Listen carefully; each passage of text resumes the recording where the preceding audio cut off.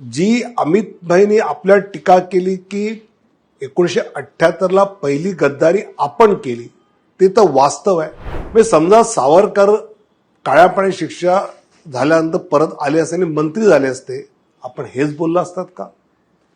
आणीबाणीमध्ये श्रद्धेय अटलजी अडवाणीजी जेलमध्ये होते, नंतर पंतप्रधान झाले आणि गृहमंत्री झाले, त्यांच्याबद्दल आपण हेच बोलाल का?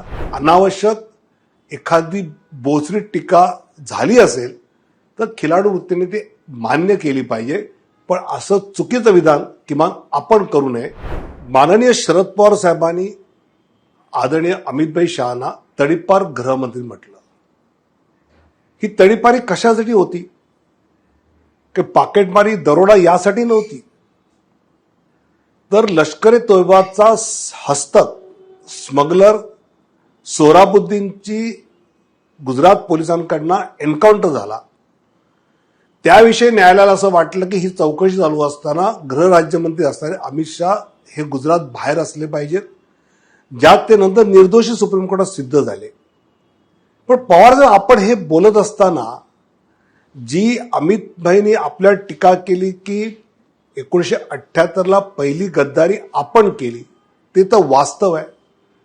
आपल्या काळात दाऊद फोपावला, हेही वास्तव आहे. आणि देशद्रोही सोहराबुद्दीनच्या प्रकरणामध्ये तडीपारी झाली, हे तर खरं देशभक्ती आहे. म्हणजे समजा सावरकर काळ्या पाणी शिक्षा झाल्यानंतर परत आले असते आणि मंत्री झाले असते, आपण हेच बोललो असतात का?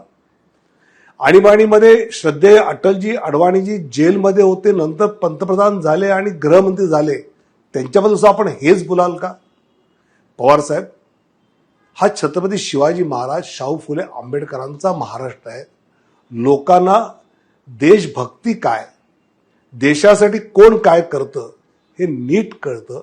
त्यामुळे अनावश्यक एखादी बोचरी टीका झाली असेल तर खिलाडू वृत्तीने ते मान्य केली पाहिजे, पण असं चुकीचं विधान किमान आपण करू नये, असं मला वाटतं.